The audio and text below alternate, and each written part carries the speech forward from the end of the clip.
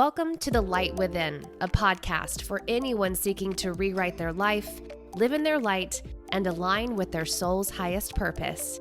I'm Leslie Draffin. Join me as we explore spirituality, sexuality, wellness, and the magical world around us. Hello, beautiful beings. Thank you so much for joining me for this episode of the Light Within podcast. I'm your host, Leslie Draffin, and today we're talking about mindfulness when it comes to reaching your wellness goals. My guest today is Kayla Fassio, and I've known Kayla for probably 6 or 7 years. We first met in Oklahoma City when I interviewed her for some fitness segments I was working on when I was a morning anchor. Since then, she has moved across the country twice and has built a wellness brand that really incorporates mind, body, and fitness together to help people reach their goals. She's so inspirational on social media, and I know you're going to love this conversation. In it, we talk about cross-country moves and getting over fear, the benefits of therapy, whole body wellness, and creating a program to help people meet their goals. She also talks about mindfulness practices and how they can impact the physical body. She also gives some tips and tricks she shares with her clients to help them achieve everything that they dream of. Kayla Fassio is an Oklahoma native currently residing in Florida. She's a personal trainer, yoga instructor, online health coach, fitness model, and mental health advocate. And it is my pleasure to welcome Kayla Fassio to the Light Within podcast. Thanks so much for joining me. Oh, thank you so much for having me. I'm so excited. So the first thing I want to ask is, what ignites your light within? Yeah, I love this question. I actually saw a quote recently that really resonated with me and is kind of perfect for this question. So it said, don't always, measure success based on money or recognition.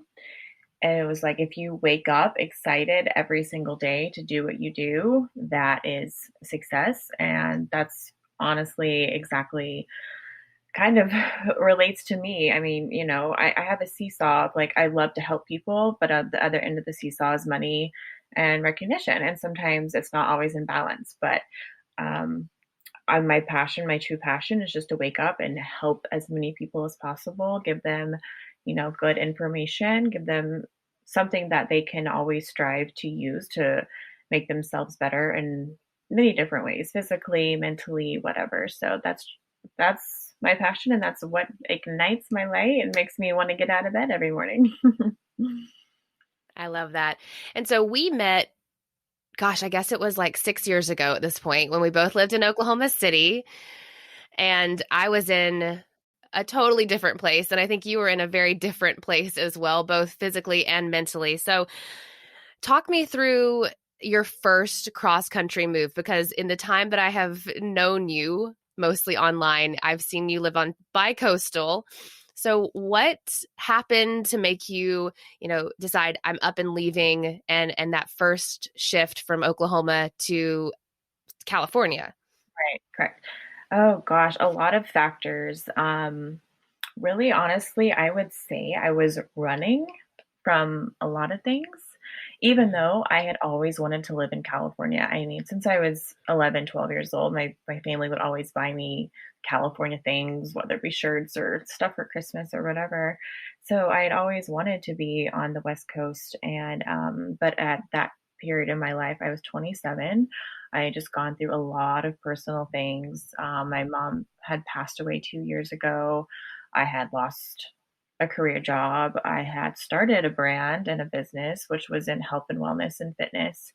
And I was really, that was really growing and building. And I feel like I was kind of capped out in Oklahoma. I was like, I don't really know if I could grow anymore from here. And then I was also I had just gotten a divorce. So I was like, well, I definitely don't want to be staying here. And I was like, this is kind of my chance to really hone in on that opportunity and make it happen. And so I gave myself, I think I only signed up for a 6-month lease on an apartment. And I was like, by the time this is up, I'm not going to be in Oklahoma anymore. And I actually had 2 other cities in mind. I was either going to go to Houston or Florida. We'll talk about that later. But then, like the very last minute, I had a friend. She was like, "Hey, I'm gonna move to San Diego," and she was like, "Do you want to come with me on my birthday trip to San Diego?" And I was like, "Actually, I don't want to come on your birthday trip, but I do want to move with you." So I was like, "Can you count me in on these plans?" And it was another girl as well. So ended up being three of us, just like, on our 27 years old, single, and we're doing it. So that was really, but yeah, I would say I definitely at the time was like, I just need out of here. And that was really my mindset at the time. But I had also always wanted to live there. And so you got to California, and from what I saw seeing you on Instagram, because when we weren't living in Oklahoma, we didn't keep up. We worked together on a lot of fitness stories for the station I was working for. But what I noticed watching your Instagram was several shifts. Mhm. And now I see your Instagram and it's a completely different shift. So talk a little bit about um, shifting the brand and also overcoming any of the fear about completely picking up and starting over, which if you weren't afraid about that, then you are just like the goddess queen, because I would be terrified. Okay, well, I'll talk about the fear of getting out there first. And pretty much I have no fear. I am one of those people, like, and even still today, I love to kind of be sort of a nomad. I don't like to have a lot of things or possessions or things that tie me down or root me anywhere. I don't know if that's a good or a bad thing, but that is just really the way I live. So I sold everything I owned, and the only things I took with me to California was the things that could fit inside my Kia Optima, which is just a car, and my dog. So my dog took up the whole front seat. So anything that couldn't fit in the back seat or the trunk was not coming with me. Um, and yeah, I'm just really a risk taker, honestly. I am like, I will never know what I can accomplish if I don't put myself in that situation. Like, I know no one is going to come to my house in Oklahoma City and knock on my door and be like, here's an opportunity for you. I'm very much like, if I want the opportunity, I know I have to place myself in the place or the situation where I know it will happen. And so I just knew I had to be out in California. I was like, I mean, that's where everything happens, for fitness, especially, and with all the photographers and opportunities. And I was already with a modeling agency that was in Texas, but also in LA. And I was like, hey, I'm coming out to LA. So that's really like my mindset is just, if that's the opportunity that I want, I have to go and get it. Mm. So that's the overcoming the fear. So, I mean, obviously there was a little like a lot of unknown, what am I really? I had nothing set up. I had no ducks in a Mm. row. I was just like, I just have to get there and build it up from there. So that's really the overcoming of the fear that I didn't really have. But and then I'm curious to know what changes you saw in the shift of my Yeah. brand that you want to hone in on.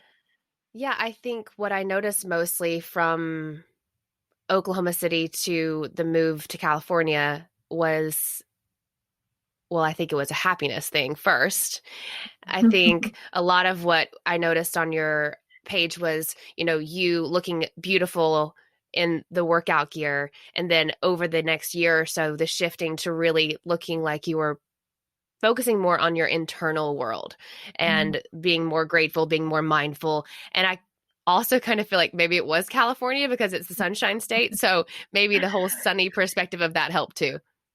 Um, I never took that into account actually, but maybe you're right. I am my happiest when I'm at the beach. But no, I like I said, when why I moved to California was running away from stuff.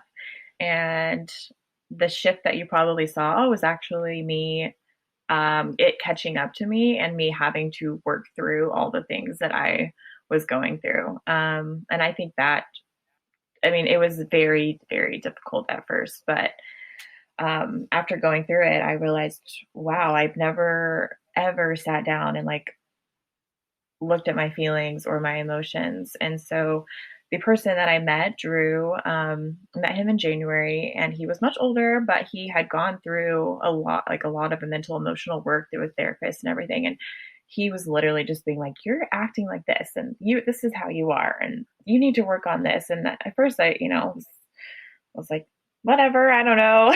But then I actually did start to really like become aware of how I was reacting to things, or how my behavior was, or my attitude, or my thoughts. And then obviously knowing everything that I just went through, I was like, maybe I do have a lot of stuff to work on, trauma that I've been through that I've never addressed, and everything. So honestly, I felt like I was trying to climb up a hill while like being punched in the face every single day.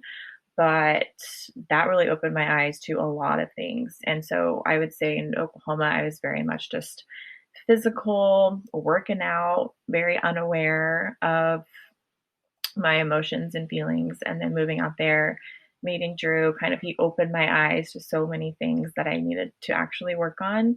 And then going through that process. So it was a combination of being at the beach, but also I really put my mental wellness first and foremost too. I love that. And so talk a bit more about that experience, because being someone who has gone through therapy herself, it's tough. It can get nasty, especially when you've had to go through divorces like we both have. And then other hidden traumas or soft traumas that, you just kind of store in your body. Digging those out can really suck. So what was your experience with the therapist that you found? What kind of therapy work were you doing? Oh gosh, I absolutely love her.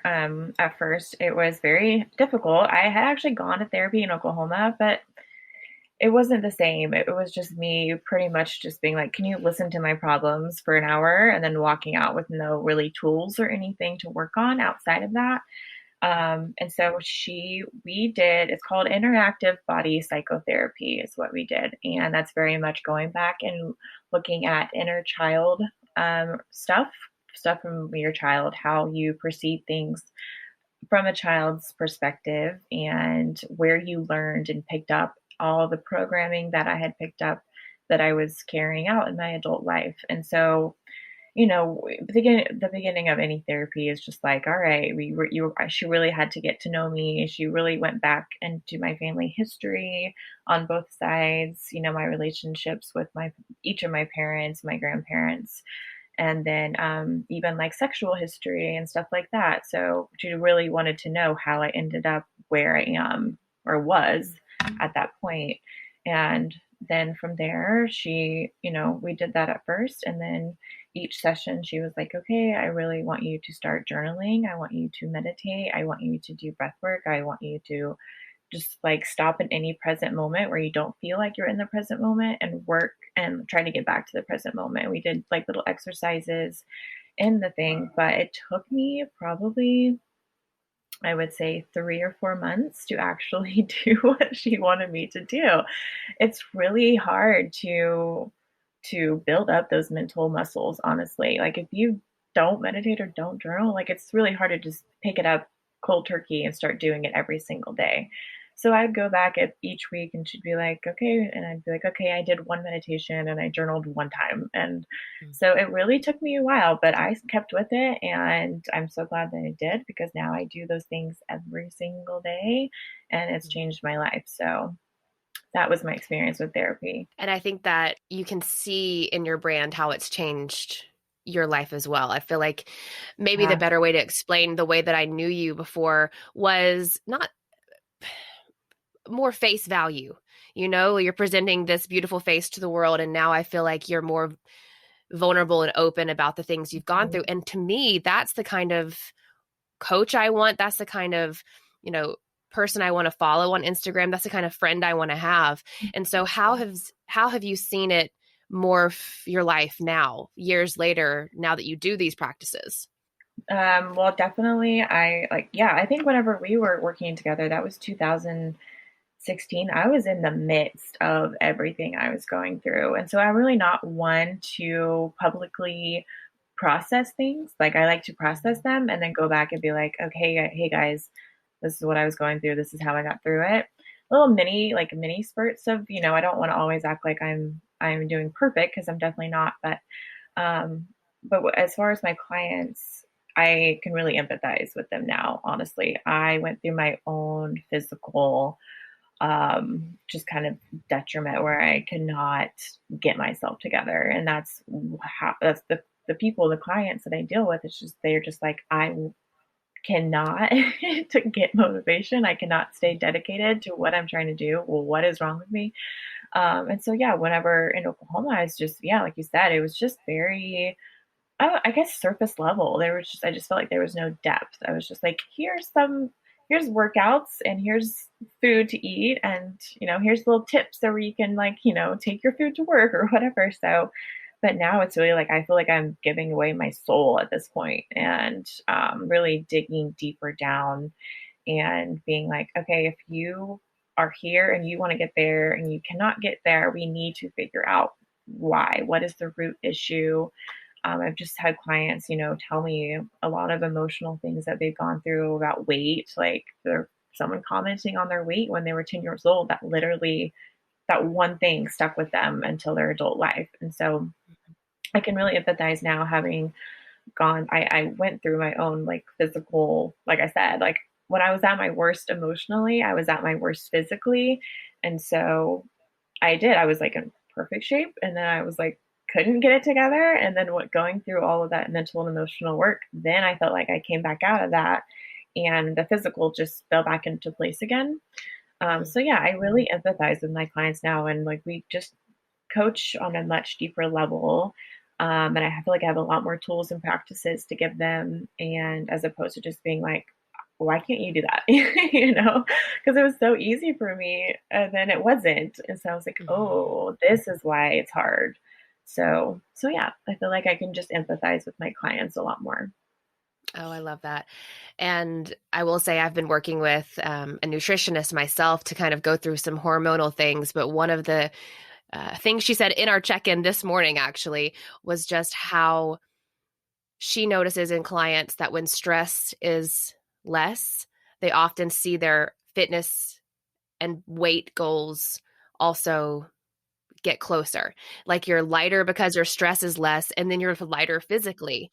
And so, what you're doing is really helping these people, shed off some of that, worry or stress through those journaling and meditation practices. Are you seeing that same mind body connection? Yes, yeah, definitely. And like you said, there are things that you would need to see a specialist for.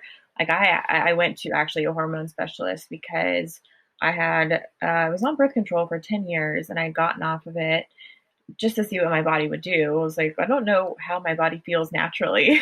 It's been a long time. So I did that. And then I was also having really bad skin problems.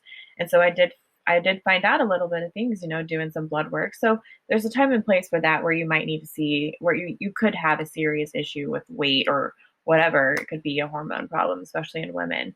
But yeah, no, definitely the mind body connection. I really can't even put into words like you said, that I was just going through so much stress moving. And then I guess it was emotional stress as well, but I was like unpacking everything and uprooting all the issues I had gone through. It was like, oh my God, like it was hard. It was really hard. And I don't know if that's stress. I don't know if that's depression. I don't really know what that is. And I obviously intellectually, I knew what I needed to do. And so the fact that I could not until like apply it was a really bad problem. So that only further like validates that people that don't even have the information, it must be twice, three times as hard to apply information that they don't have. And so that was like, okay, I really need to make sure they have the correct information and now to make sure that they are at a place where they can apply it. But yeah, definitely no, oh gosh, like I can't even, I feel so much lighter. Like you said, I feel lighter. I was having like physical anxiety in my chest that was like, so that's gone now. Yeah, and I just wake up every day and like it's not as hard to get to the gym, not as hard to eat healthy, not as hard to, drink lots of water.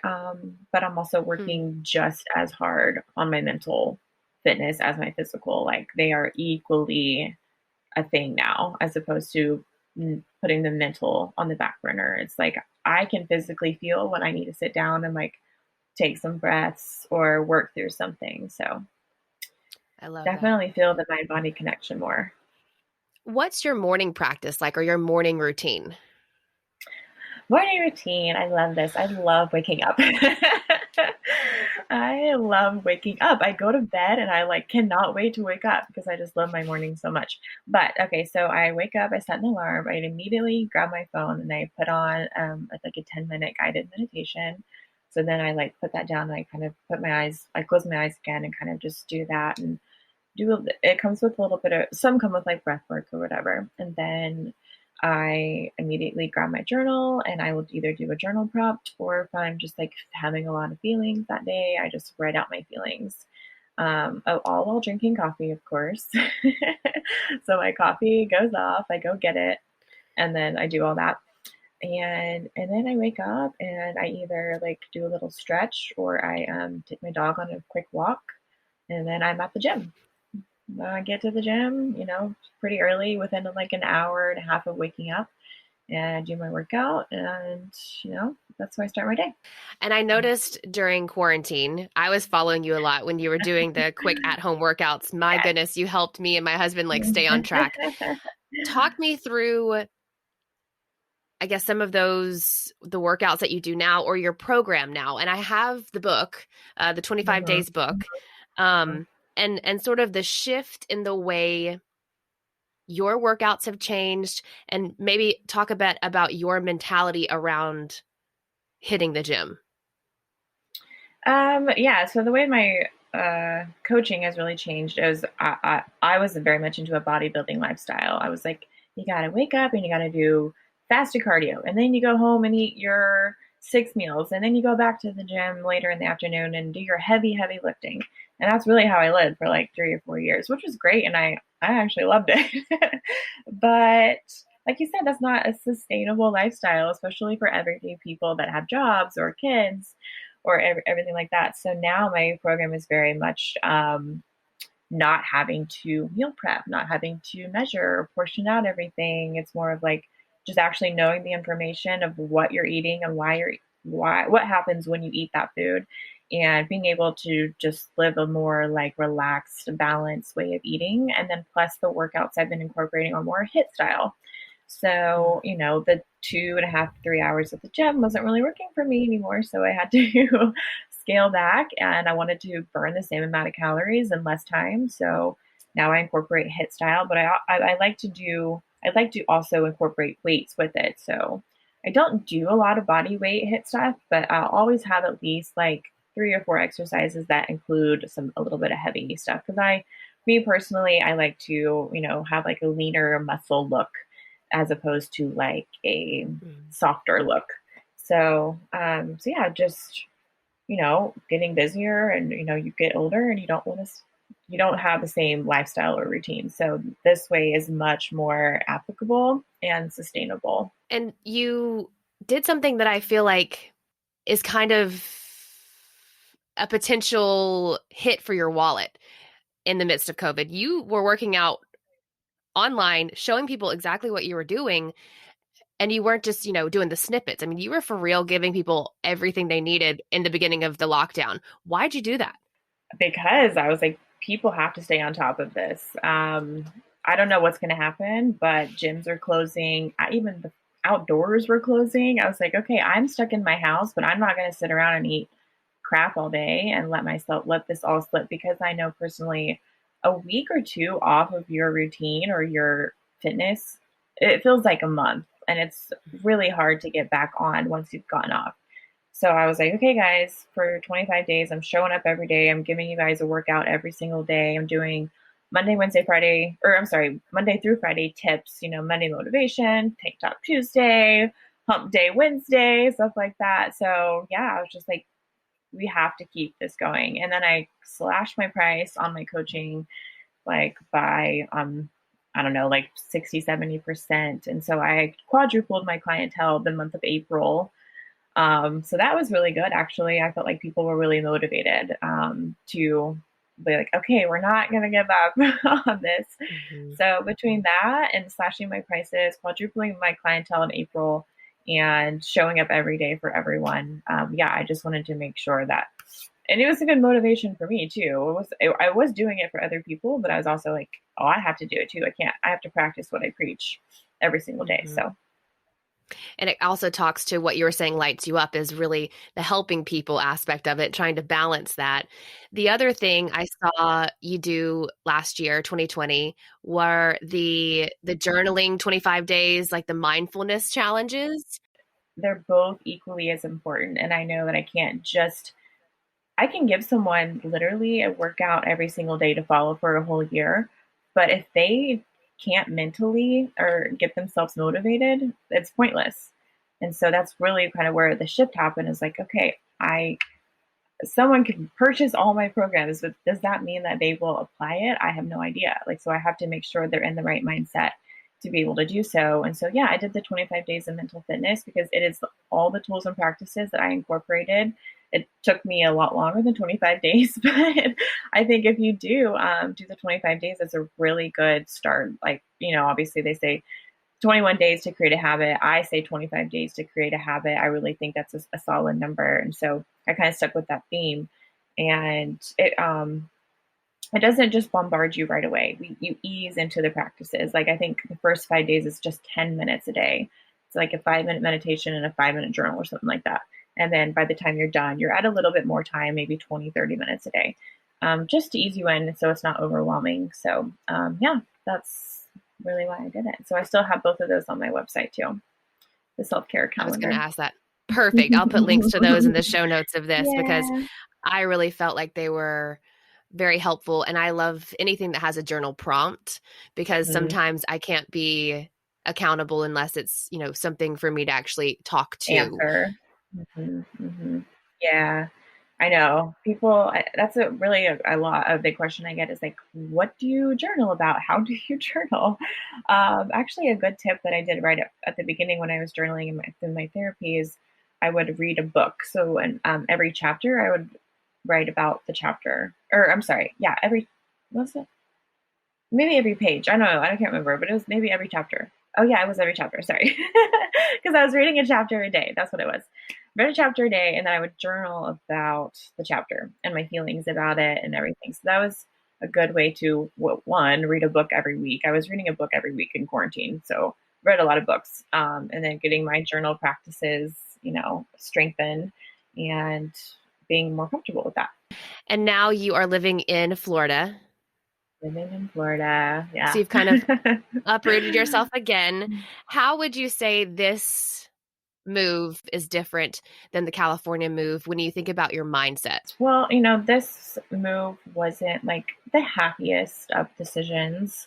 I chose to leave a relationship, and this was kind of my only option, as opposed to like, where do I want to go, like in the world? So this is really my only option. Um, but it was just as easy. I mean, I did the same thing. I flew here from California with 2 suitcases and my dog. I did ship some other boxes, but again, like I didn't bring furniture. I have no possessions. I have the shoes and clothes in my closet, and whatever else I could bring, hats. Um, but my mindset it was, um, I would say it wasn't like I said, a happier of choices. So, but I'm doing great. I Mhm. actually love it here in Florida. I've already found so many friends, so many opportunities. Like I said, like you just have to place yourself in what you're trying to do. So I'm actually doing great. So as long as I'm by a beach. Yeah. Do you think that the tools you were learning and have now from that therapist and from your morning practice help set you up for a bit more success now that Mm, you've gone through that work? yes, yeah, I can't express enough. So what's funny is that I was going through therapy in 2019, and by um, January 2020, actually no, sorry, I think it was March 2020. I was going to her up until quarantine, honestly, which is honestly felt like a really perfect timing to stray away anyway, because I was doing great. Like she was like, I see such a physical transformation in you, like not muscly, but you're brighter, you look more awake, you look like you're glowing. And and so then I stopped going to therapy and then quarantine happened. And so I really had a lot of time to incorporate and use all the tools and practices that were given to me and that I had built up. And so honestly, I grew so much in 2020 that now, like, yeah, I feel like even if, I stray off a bit, and it's so parallel to physical. If I stray off of it, I have the tools and practices. I know I'm like, okay, I don't feel right. Let me go and focus on this for a little bit and get myself worked back up with this. Just like a physical, if I stray off a bit, I know exactly what to do. I definitely, I can't live without these tools. I don't think ever again. I don't know what I would do. What do you think, looking back over the last 6 or 7 years, you would tell your younger self? I'm not a patient person. I want everything right now. I want it like yesterday. Um, but honestly, the process is what honestly builds you. I've still have gone through a lot of hard struggles, even after moving to California, and I'm still going through them. And but looking back, I'm like, oh my gosh, like I actually like those challenges really built my character and who I am today. And so you cannot skip any steps. You really can't. I mean, yeah, I would just say like be patient. Don't ignore the process. You'll get there when you get there. And your goals and all that never end. I mean, it's like I'm never gonna like get to a point where I'm like, yes, okay, I've made it. It's always gonna be something else. So just be present in the moment and try to enjoy the present moment. I'm really bad about that. If I'm in the present moment, I'm just like, okay, what I could be doing something else. You know what I mean? Or I could be doing this. Like I didn't do that today. So yeah, I would just tell myself to slow down, be patient, enjoy the present moment, and yeah. Yeah. I love what you said about growing during quarantine. I think the biggest lesson that I learned is that it's okay and necessary to slow down, because Mm, I always felt like you were saying just then, I got to keep doing. If I'm in this moment, I should be doing this instead. The should. To me, the should in 2020 is a word that like got eradicated from the dictionary. Should be doing nothing. yes, good. Oh, I know. I don't know why I have a hard time just doing that. Like if I go to the beach, I'm like, oh, what I could be doing, I could be working or I could be on the computer or whatever. So like I'm really just like, nope, like I've done all I can today. I wake up so early that I really get a lot of done by like noon. And so then I'm like, okay, I go to the beach and I'm like, ah, but I should have done more. But like, no, like it's okay. You can slow down and relax for a little bit. So same thing with me. So, do you want to walk us through a bit more about your 25 days program, sort of what your mindset is regarding that program? Because to me, it's interesting that you do 25 days with these folks and you set them up to not need you anymore. Exactly. Yeah, I know. Which is so funny because they don't even need me after like 21 days. But yeah, so how it works is I do one-on-one in-depth coaching.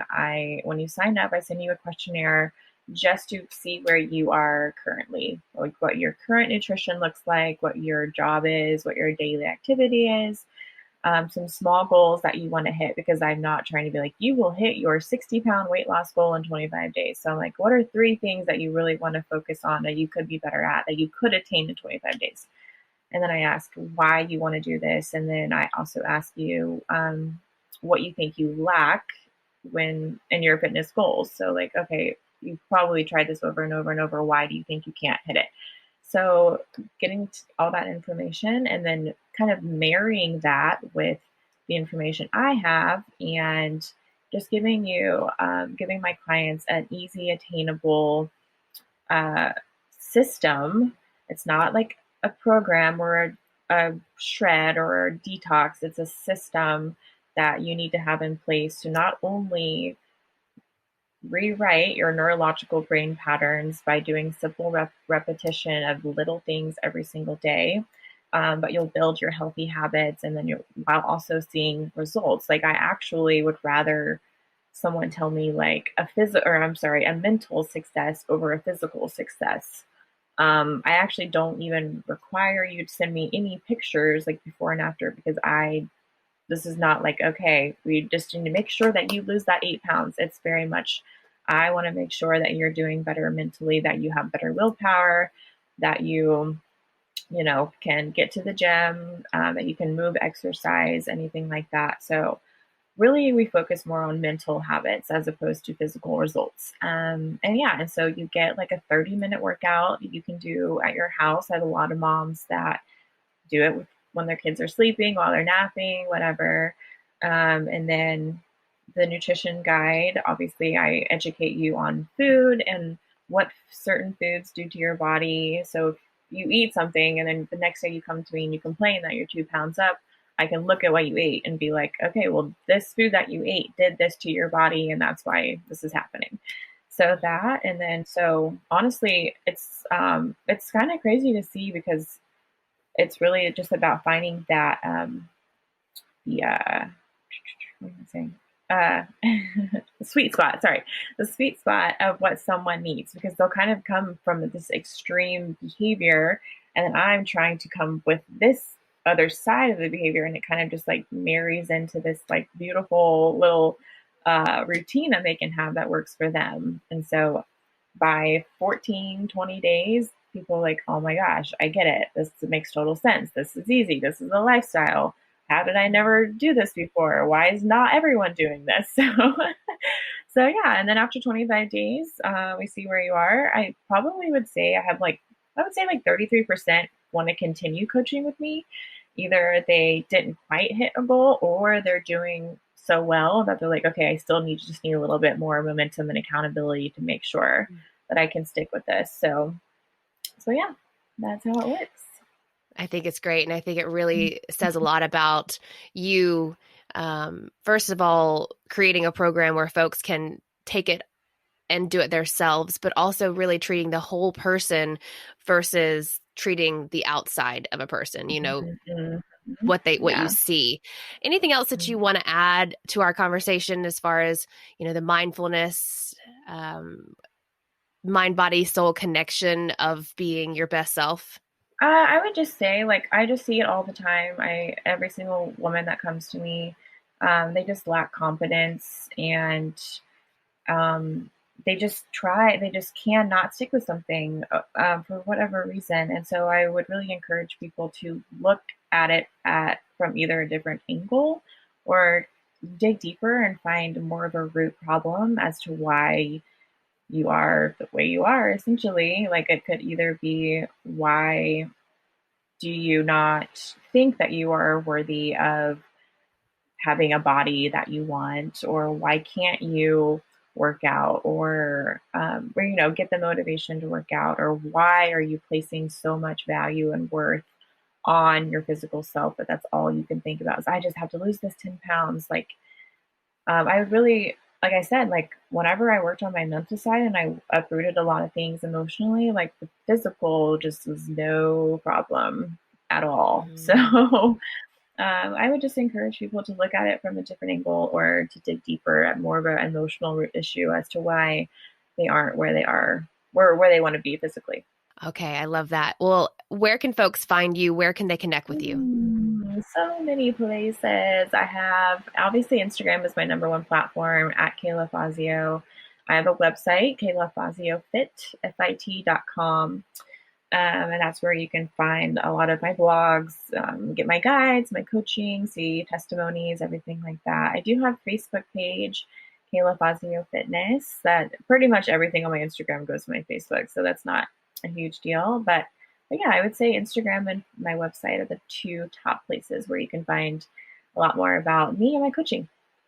Well, of course, I'll put all of those links in the show notes. Thank you so much for Thank taking the time to talk to you. me. Of course. It's so funny. Like, a memory of our Fit with Box popped up like 2 days ago, and I was like, oh my gosh. And I was going to say, oh, this comes full circle, or it came full circle. But honestly, I do not picture this as a circle. This is not a circle. It's not ended yet. We're both like on this straight line where we're, continuing to grow and everything. So we're Mm-hmm. definitely not at the end, but so proud of you. No, And I'm excited for your podcast. And thanks. yeah, I love keeping up with all. I'm so glad that we still keep up. I mean, it's been, a long time, but. Yeah, two different people. I feel like the person that I was then and the person I am now are, light and day Same, difference. I know, but in a good way. So Yeah. Wow. So to me, that kind of felt like two friends just chatting it up. But I will tell you, it's been such a joy to watch Kayla's changes on social media and her brand. So inspirational, and it teaches you to be more mindful and how that'll help you reach your wellness goals. So definitely give her a follow. Also, you can follow me on social media. I'm on Instagram at The Light Within Podcast and at Leslie Draffin. You can send me an email at thelightwithinpodcast@gmail.com. And please consider leaving a review. It'll help people find this podcast. You can also share it with your friends. And again, thank you so much for listening. And remember, there's no light without darkness, but there's no darkness without light. I'll see you next time.